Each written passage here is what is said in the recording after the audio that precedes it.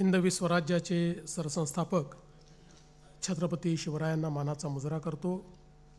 भारतीय राज्यघटनेचे शिल्पकार भारतरत्न डॉक्टर बाबासाहेब आंबेडकर यांना मानवंदना अर्पित करतो। आज ज्यांच्या सत्काराकरता आपण सर्व लोक या ठिकाणी एकत्रित आलो आहोत ते आपल्या महाराष्ट्राचे सुपुत्र आणि भारताच्या सर्वोच्च न्यायालयाचे सरन्यायाधीश आदरणीय श्री भूषण गवई साहेब, मंचावर उपस्थित असलेले केंद्रीय राज्यमंत्री माननीय रामदासजी आठवले,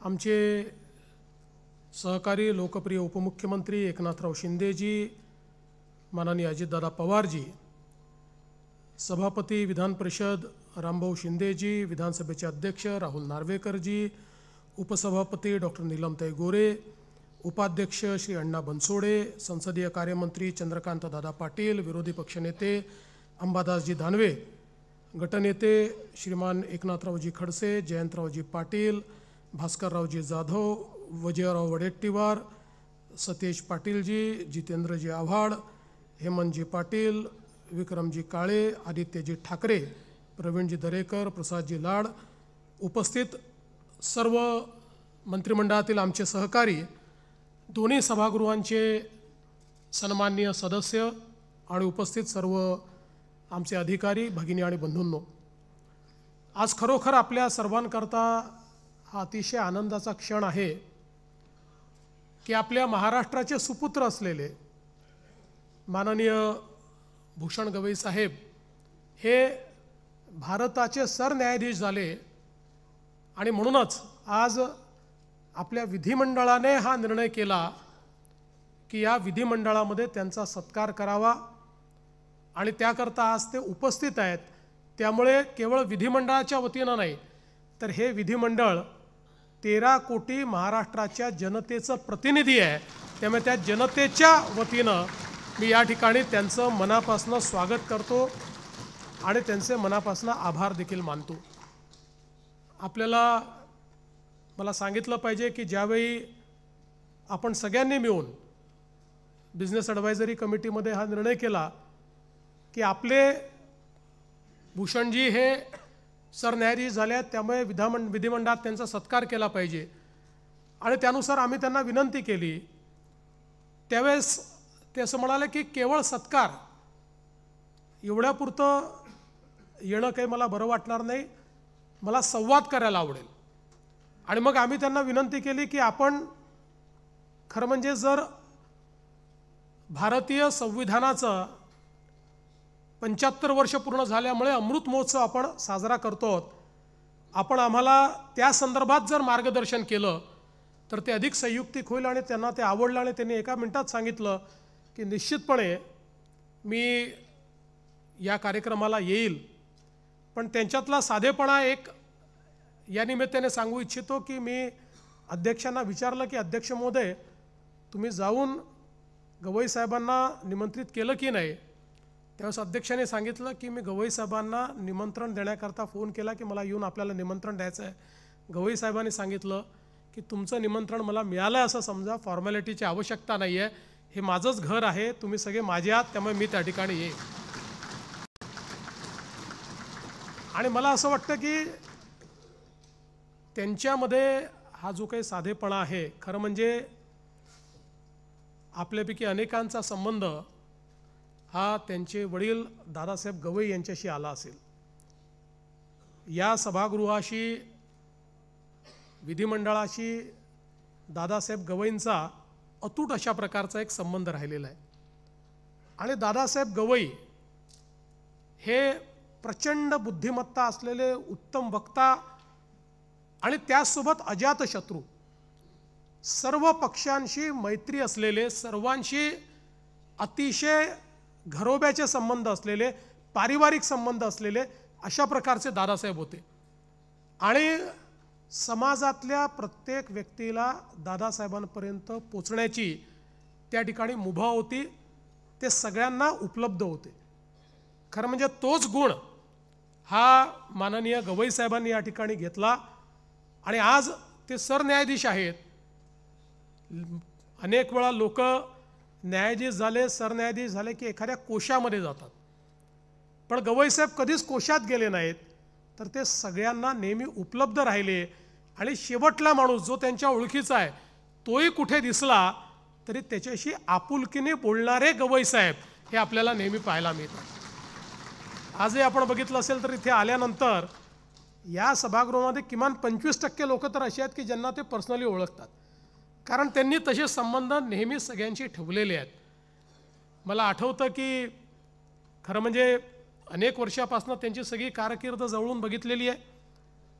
ते ज्यावेळेस सरकारी वकील होते त्यावेळी नागपूरच्या झोपडपट्ट्यांचा प्रश्न निर्माण झाला आणि उच्च न्यायालयाने नागपूरमधल्या काही त्या ठिकाणी 40-50 वर्षापासून लोक राहायचे अशा झोपडपट्ट्या त्या ठिकाणी तोडून टाकण्याचा निर्णय घेतला. आणि सगळे आम्ही चिंतेत होतो त्यावेळी काय करता येईल, सगळे आमदार सगळे लोक. आणि मग विलासराव देशमुख त्यावेळेस मुख्यमंत्री होते, 2001ची वगैरे गोष्ट असेल ही. आणि विलासरावांनी त्या संदर्भात एक बैठकीला त्या ठिकाणी सगळ्यांना पाचारण केलं. त्या ठिकाणी गवईसाहेबांना देखील बोलवलं आणि गवईसाहेबांनी तात्काळ सांगितलं की आपल्याला अशा अशा प्रकारे तोडगा काढता येईल, याकरता सर्वोच्च न्यायालयामध्ये जावं लागेल. ते स्वतः सरकारी वकील म्हणून सर्वोच्च न्यायालयात गेले. त्या ठिकाणी योग्य अशी भूमिका आपले दुसरे वकील वगैरे लावून आणि त्याच्यावर स्थगिती आणली आणि खूप मोठा जो लोकांचा प्रश्न होता तो सोडवण्याचं काम केलं. पण तेव्हापासून मी बघतोय की मानवता आणि संवेदनशीलता हा खरा त्यांच्या स्वभावातला गुण आहे. म्हणजे अनेक वेळा महाराष्ट्रामध्ये मुंबई उच्च न्यायालयामध्ये जज म्हणून काम करत असताना अडचणीच्या वेळा अशा आल्या की ज्याच्यामध्ये एकीकडे कायदा होता आणि दुसरीकडे व्यापक जनहित होतं. त्यावेळी त्या कायद्याचा अन्वयार्थ व्यापक जनहिता कसा काढता येईल, जनहिताकरता कसा काढता येईल यावर त्यांनी भर दिला. आणि प्रत्येक वेळी सगळ्या गोष्टी कायद्याने होतात असं नाही, तर व्यापक जनहित हे कायद्यामध्ये बसवता येतं अशा विचारांनी त्यांनी अनेक निर्णय त्या काळामध्ये दिले. आणि त्यातनं अनेक असे प्रसंग जे कदाचित मला जाहीरपणे सांगता येणार नाहीत, सांगणं योग्य होणार नाही, पण अनेक असे प्रसंग की ज्यातनं अनेक अडचणी निर्माण झाल्या असत्या, लोकांमध्ये खूप मोठ्या प्रमाणात असंतोष निर्माण झाला असता, एक असंवेदन अशा प्रकारची भावना निर्माण झाली असती, अशा प्रसंगी त्यांनी नेहमी त्यातनं मार्ग काढायचा प्रयत्न केला.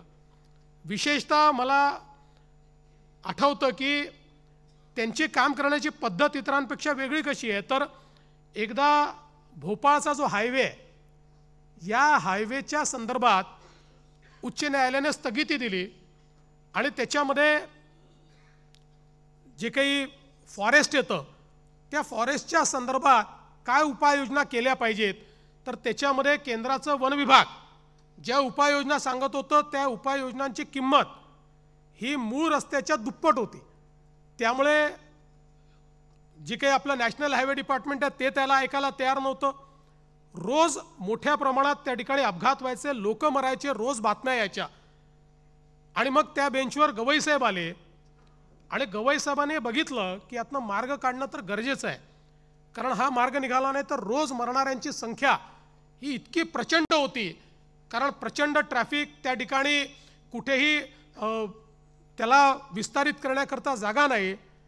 आणि मग त्यांनी एक वेगळ्या पद्धतीचा निर्णय केला आणि त्यांनी सांगितलं महाराष्ट्राचे मुख्यमंत्री, केंद्राचे एन्व्हायरमेंट मिनिस्टर आणि देशाचे रस्ते विकास मंत्री म्हणजे गडकरी साहेब अशी तिघांची मीच कमिटी करतो, या कमिटीने बसायचं, 1 महिन्यामध्ये याचं सोल्युशन काढून माझ्याकडे परत यायचं.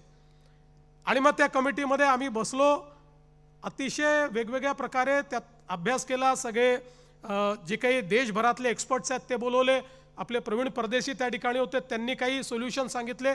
असे सगळे सोल्युशन्स तयार केले की ज्या सोल्युशन्समुळे टायगर कॉरिडॉरला कुठला प्रॉब्लेम होणार नाही.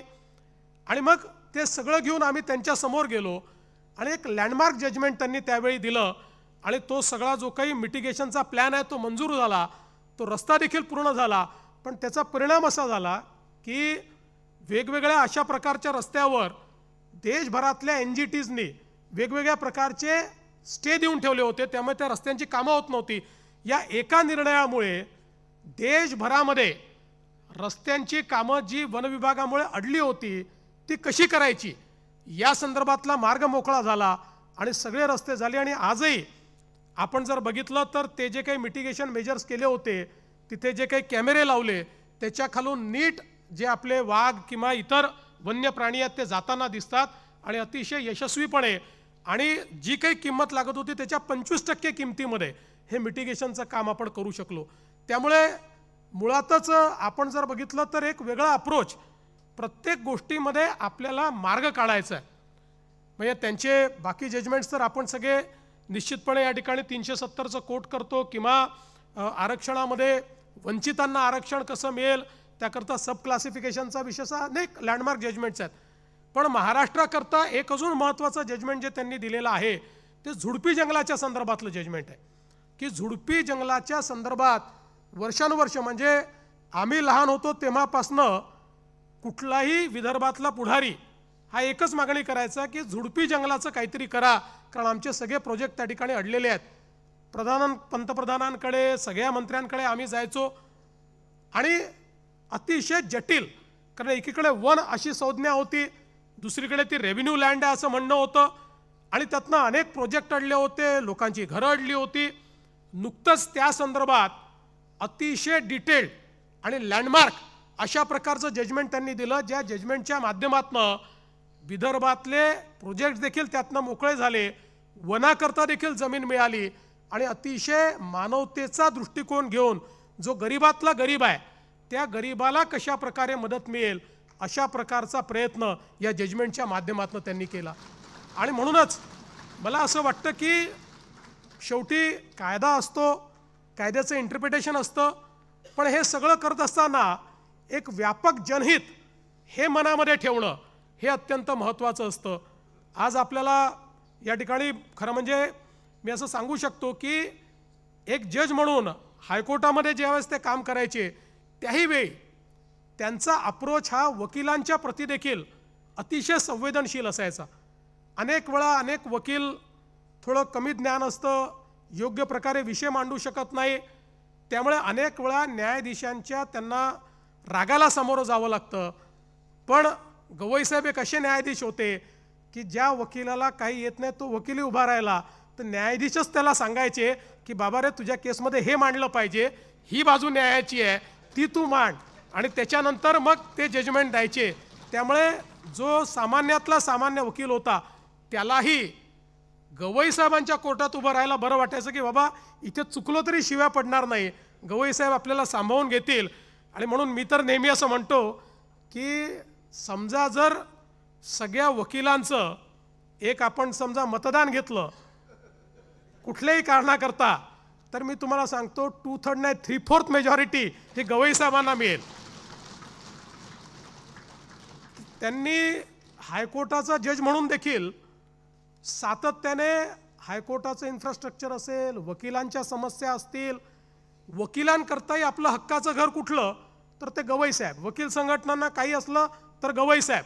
त्यामुळे एक प्रकारे न्यायालय आणि सरकार आणि वकील यांच्यातल्या दुव्याचं काम हे सातत्याने त्यांनी केलं. आणि हे सगळं करताना कमीत कमी ज्युडिशियल ऑर्डर्स, कधी फार ज्युडिशियल ऑर्डर द्यायच्या नाहीत, समन्वयाने काम झालं पाहिजे, चर्चेने काम झालं पाहिजे, असा प्रयत्न सातत्याने त्यांनी केला. आणि दुसरं मी एक बघितलं की आता गेले अनेक वर्ष सुप्रीम कोर्टमध्ये गवईसाहेब काम करतायत, पण सुप्रीम कोर्टमध्ये काम करत असताना एकही शनिवार रविवार ते दिल्लीमध्ये नाहीत. प्रत्येक शनिवार रविवारी गवईसाहेब देशभरातल्या कुठल्या तरी कोर्टामध्ये, कुठल्या तरी वकिलांच्या संघटनेच्या कार्यक्रमामध्ये, कुठेतरी लेक्चर देण्याकरता त्या ठिकाणी फिरताना आपल्याला पाहायला मिळतात. कधीही त्यांनी सुट्टी घेतली आहे असं पाहायलाच मिळालेलं नाही. आणि म्हणूनच खरं म्हणजे सर्वोच्च न्यायालयाच्या सरन्यायाधीशांची शपथ आणि त्या शपथेकरता अक्षरशः येणाऱ्यांची मारामारी अशी परिस्थिती निर्माण झाली. कारण देशभरातनं इतक्या मोठ्या प्रमाणात सगळ्यांना माहिती होतं की एवढे पासेसही मिळू शकत नाही, पण गवईसाहेबांची शपथ आहे हा विचार करून देशभरातले लोक वकील हे त्या ठिकाणी केवळ वकील नाही तर वेगवेगळ्या वॉक ऑफ लाईफचे लोक हे त्या ठिकाणी हजर झालेले आम्हाला अनेक लोक सांगतात की इतक्या मोठ्या प्रमाणात लोक बघितले नाहीत, कारण त्यांनी कधीही संबंध सोडले नाहीत. त्यांच्या ज्युडिशियल कामावर त्यांच्या संबंधाचं कधी प्रेशर आलं नाही. गवई साहेब हे संबंधातनं तुमच्यासोबत चहा पितील, परंतु ज्यावेळेस एखादी केस असेल आणि त्या केसमध्ये जर बाजू घ्यायची असेल तर ते न्यायाचीच बाजू घेतील. आणि म्हणूनच सामान्यातल्या सामान्य किंवा मोठ्यातल्या मोठ्या माणसांना भेटताना कधीही गवई साहेबांच्या वागणुकीमध्ये आपल्याला बदलच दिसत नाही. ते सारख्याच पद्धतीनं त्यांना भेटताना आपल्याला दिसतात. हे खरं म्हणजे त्यांच्या स्वभावाचं महत्त्व आहे. आणि आपल्याला कल्पना आहे की खरं म्हणजे दादासाहेब गवईंनी आपल्या नागपूरची दीक्षाभूमी जी आहे ती घडवली. आज जे काही स्वरूप दीक्षाभूमीचं आपल्याला पाहायला मिळतं आहे त्याच्या पाठीमागे दादासाहेब गवई आहेत. खरं म्हणजे भारतरत्न डॉक्टर बाबासाहेब आंबेडकरांनी ज्यावेळेस धम्मदीक्षा घेतली त्यावेळेस दादासाहेब गवई आणि अनेक लोकांनी त्या ठिकाणी खूप मोठ्या प्रमाणात ते सगळं कार्य उभं केलं आणि मग हे स्मारक उभं राहिलं पाहिजे या दृष्टीनं ते काम दादासाहेबांनी केलं. पण नंतरच्या काळामध्ये दादासाहेबांनंतर या दीक्षाभूमीचं सगळं नीट चाललं पाहिजे, तिथे योग्य व्यवस्था राहिल्या पाहिजेत, कॉलेज जे काही त्या ठिकाणी आहे ते चांगल्या प्रकारे चाललं पाहिजे, याकडे गवई साहेबांनी नेहमी विशेष लक्ष ठेवलं. ते स्वतः समितीवर नसले तरी देखील सगळं काम हे योग्य प्रकारे झालं पाहिजे, कुठेही कमतरता येऊ नये अशा प्रकारचं लक्ष ते ठेवतात. त्यातल्या छोट्यातल्या छोट्या गोष्टीकडे ते लक्ष ठेवतात. आणि म्हणूनच मला असं वाटतं की कुठलीही गोष्ट ही ध्येयासारखी बाळगायची अशा प्रकारे गवई साहेबांनी आपल्या जीवनामध्ये नेहमीच मार्गक्रमण केलेलं आहे. खरं म्हणजे अनेक गोष्टी त्यांच्याबद्दल सांगता येतील, कारण ते विदर्भातले आहेत. अनेक वर्ष आम्ही त्यांना जवळून बघितलेलं आहे, आपल्यापैकी अनेकांनी बघितलेलं आहे. इथे बसलेल्या अनेकांजवळ अनेक गोष्टी सांगण्यासारख्या आहेत, कारण ज्यांच्याशी त्यांचा संबंध आहे त्या प्रत्येकाला एखादा ना एखाद असा अनुभव आहे की त्यांच्या स्वभावाचा, त्यांच्या मोठेपणाचा, त्यांच्या मनाच्या मोठेपणाचा. पण मला असं वाटतं की निश्चितपणे आज त्यांचंही भाषण आपल्याला ऐकायचं आहे आणि त्यापेक्षा ते संविधानावर आज आपल्याला या ठिकाणी भाषण देणार आहेत. आणि म्हणून आपल्या सगळ्यांना ते ऐकण्याची निश्चितपणे उत्कंठा या ठिकाणी आहे. म्हणून मी फार का बोलणार नाही, पण मला विश्वास आहे की जो काळ गवई साहेबांना चीफ जस्टिस म्हणून मिळालेला आहे त्या काळाला त्याचा उपयोग ते अशा प्रकारे करतील की ज्या दिवशी चीफ जस्टिसचं पद हे गवई साहेब सोडतील त्या दिवशी एक इतिहास त्यांनी निर्माण केलेला असेल याबद्दल माझ्या मनामध्ये शंका नाही. आणि एक अतिशय सामान्य माणूस कसा असामान्य होऊ शकतो हे गवई साहेबांनी दाखवून दिलं. मगाशी उल्लेख झाला की नगरपालिकेच्या शाळेमध्ये शिकायचं, 7वी पर्यंत इंग्लिशचा गंध नव्हता. 7वी मध्ये जेव्हा इंग्रजी आलं त्यावेळेस मातोश्री कमलताईंना असं वाटलं की आता काय होईल, हे पास होतील की नाही, पण ते पहिल्या क्रमांकाने पास झाले. त्यामुळे सगळ्या गोष्टी ते ॲक्वायर करत गेले. म्हणजे अगदी ज्यावेळेस मध्ये काही काळ असा होता की दादासाहेबांना पदावरनं खाली यावं लागलं आणि मग ते आमदार निवासला दादासाहेब राहायला गेले. आमदार निवासात आपल्याला सगळ्यांना माहिती आहे किती लोक त्या ठिकाणी असतात. गवई साहेब तिथे अभ्यासाला होते, तर मग सगळे लोक आहेत तर काही हरकत नाही, लोकांची राहायची व्यवस्था करायची आणि स्वतः वरांड्यात बसून अभ्यास करायचा. अशा प्रकारे देखील अभ्यासामध्ये कुठला खंड त्यांनी पडू दिला नाही.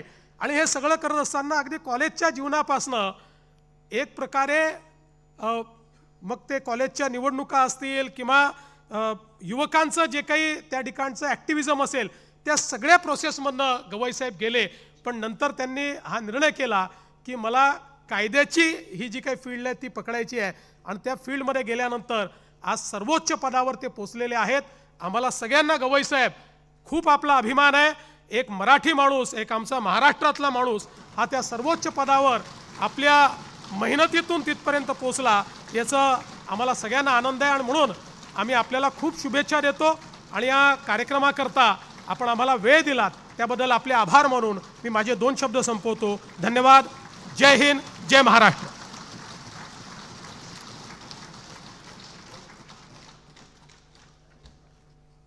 स्वराज्य तोरण चढे, मराठी पाऊलं पडते पुढे, याचंच प्रत्यंतर सन्माननीय मुख्यमंत्री देवेंद्र फडणवीस यांच्या व्याख्यानातून आलेलं आहे. एक एक पैलू समोर आलेला आहे आणि त्याचबरोबर जे काम स्वतः चीफ जस्टिस साहेब करतायत ते सगळ्यांना आपल्याला कल्पना आहे. या सगळ्या कामांच्या